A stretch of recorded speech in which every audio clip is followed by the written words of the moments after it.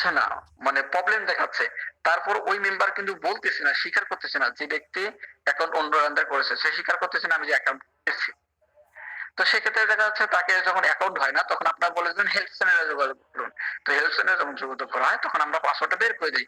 পাসওয়ার্ডটা বের করে দেওয়ার কারণে আপনি আর চেকও দিলেন না যে আপনার রেফারে উনি আছে কিনা বা কার আন্ডারে আছে কিনা, এরকম একটা চেক দিলেন না।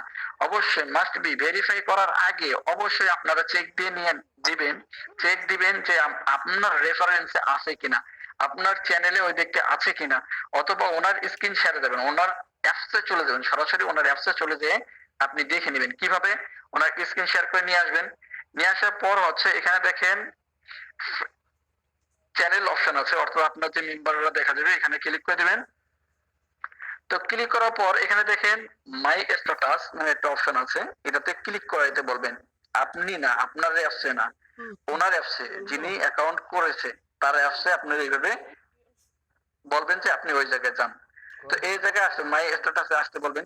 তো মাই স্ট্যাটাসে আসার পর এখানে দেখেন এই জায়গায় দেখবেন একটা ওনার ডেট এখানে দেখাবে, এটা নট ভেরিফাই এর জন্য দেখাচ্ছে না। এখানে দেখেন এই যে এখানে দেখেন রেফার কোড, এবং এই জায়গায় দেখেন নাম্বার অফলাইন লেখা আছে এবং রেফার কোড। ওনাকে এই জায়গায় নিয়ে এসে আপনি জাস্ট এতটুকু দেখবেন আপনার রেফার কোড এবং নাম্বারটা ঠিক আছে কিনা। একবারে সমাধান, একবারে এটা একদম কার্যকরীও। কারণ অনেকেই দেখা যাচ্ছে যে এই ওনার নাম্বারটা নিয়ে এসে, এই নাম্বারটা নিয়ে এসে ধরেন আমি নাম্বারটা নিয়ে আসলাম, তো নাম্বারটা নিয়ে আসার পর সার্চ অপশনে আমরা কি করি, এই সার্চ করি। তো সার্চ করার কারণে অনেক সময় দেখা যাচ্ছে না আসতে পারে, অনেক সময় প্রবলেমের কারণে আসতেও না পারে, এমনও হতে পারে। সো যখন আপনারা মাই স্ট্যাটাসে, ওনার মাই স্ট্যাটাসে ঢুকবেন, ঢোকার পরে এ টু জেড অবশ্যই আপনারা বুঝতে পারবেন যে আপনার আন্ডারে অ্যাকাউন্টে হয়েছে কি না।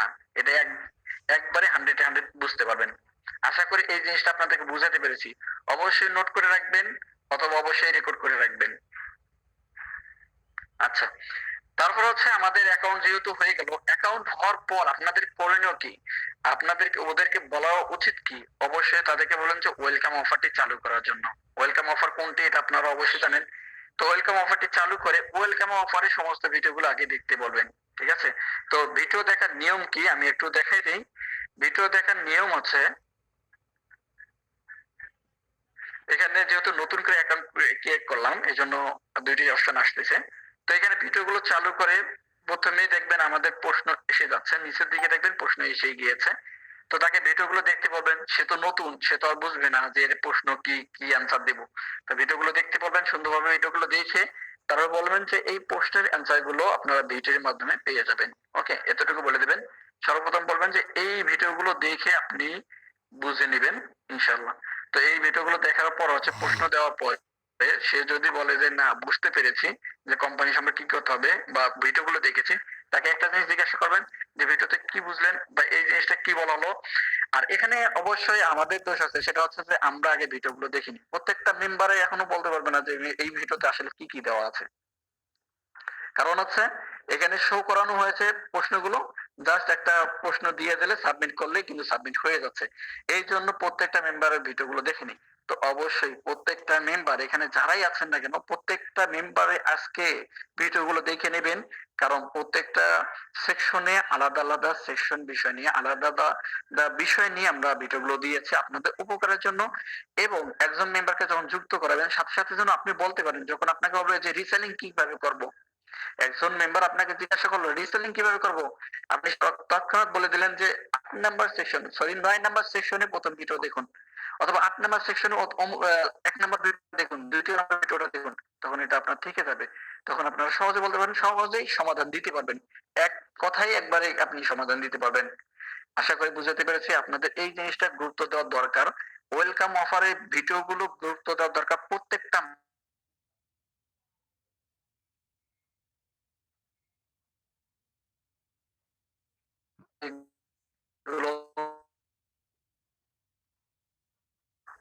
আচ্ছা, আশা করি বুঝাতে পেরেছি।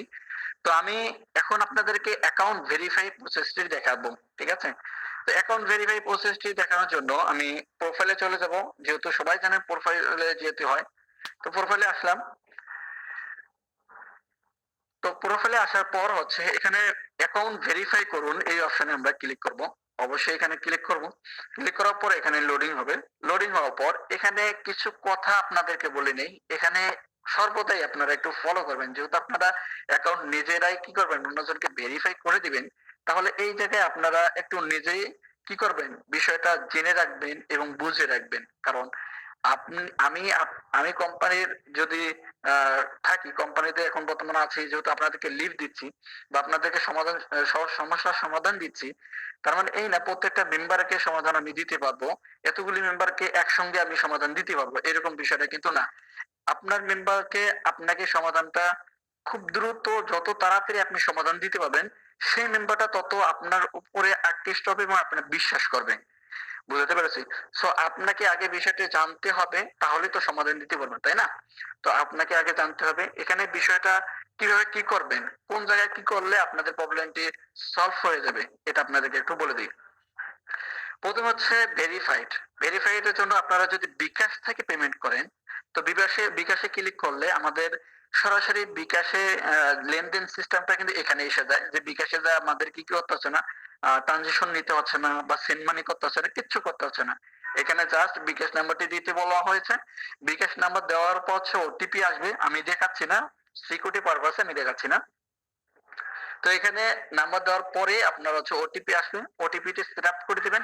ওটিপিটি সেট আপ করার পরে আপনার হচ্ছে বিকাশ পাসওয়ার্ডটি দিবেন। বিকাশ পাসওয়ার্ডটি দেওয়ার সঙ্গে সঙ্গে 250 টাকা কেটে নেওয়া হবে। হ্যাঁ, 250 টাকা কেটে নেওয়ার পরে যদি ভেরিফাই না হয়, এটা কেন হয়, এটা কি কারণে হয় যে ভেরিফাই হচ্ছে না, এটা কেন হয়, এটা আপনাদেরকে বলি।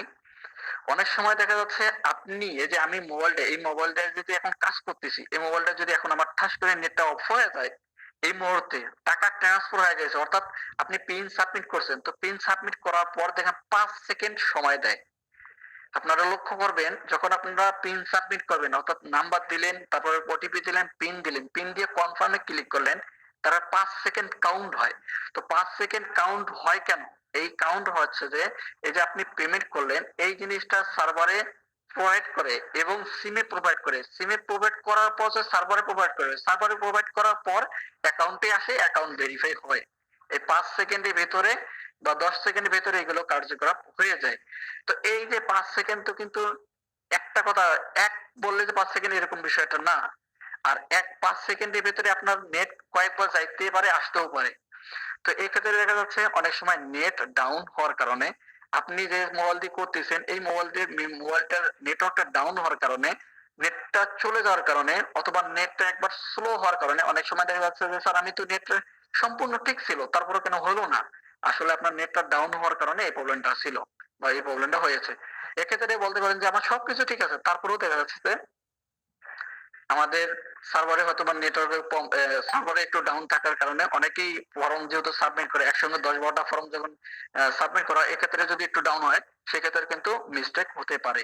এখানে মিস্টেক হতেই পারে, কারণ যেহেতু নেটওয়ার্কের মাধ্যমে, সার্ভারের মাধ্যমে এগুলো কাজ হয়ে থাকে। আমরা যে কথা বলতেছি এটা কিন্তু সার্ভারের মাধ্যমে কথা বলতেছি, এখানে নেটওয়ার্কের মাধ্যমে কথা বলতেছি, ঠিক আছে, কিন্তু সার্ভারে কাউন্ট হচ্ছে। এই যে কথাগুলো যতগুলি আমরা আমরা যে যুক্ত হয়েছি, সবকিছু কিন্তু সার্ভারে কাউন্ট হয়ে আছে, এখনো সার্ভারে সবগুলো কাউন্ট হচ্ছে, ঠিক আছে। তো এই বিষয়টা হচ্ছে এরকম যে এখানে সার্ভারে কাউন্ট হয়, এক্ষেত্রে একটু প্রবলেম হতে পারে। তো প্রবলেম হলে আপনারা কি করবেন, ওকে? তো কি করবেন, এখানে হচ্ছে আপনারা একটু ব্যাক আসবেন। ব্যাক আসার পর এখানে যদি আপনারা এখানে যেটা আমি বলি, বিকাশের ক্ষেত্রে কিন্তু বেশি এই সমস্যাটা হবে না। বিকাশে মনে করেন ১০০ এর ভেতরে ২ থেকে ৫ টা এরকম সমস্যা হতে পারে। তাছাড়া একটা আমি এ পর্যন্ত বেশিরভাগই দেখিনি যে সমস্যা হয়েছে। তারপর হচ্ছে এখানে দেখেন হেল্প সেন্টার আছে, এখান থেকে আপনারা যোগাযোগ করে নিবেন, ওকে? এটা গেল আপনার হচ্ছে বিকাশের বিষয়। তারপর হচ্ছে নগদ এবং রকেট। নগদ এবং রকেট এই বিষয়টা দুটাই কিন্তু এক। এখানে হচ্ছে নগদে যে আপনাকে সেন্ড মানি করতে হয়, সেন্ড মানি করে আপনাকে ট্রানজেকশন নিয়ে আসতে হয়। তো আমি আপনাদেরকে এই প্রসেসটি দেখাবো, ওকে? আমি এখান থেকে নাম্বারটি কপি করে নিলাম। তো কপি করার পর আমি নগদ অ্যাপস এ চলে গেলাম। তো নগদ অ্যাপস এ আসার পর আমি পিন সাবমিট করে দিচ্ছি।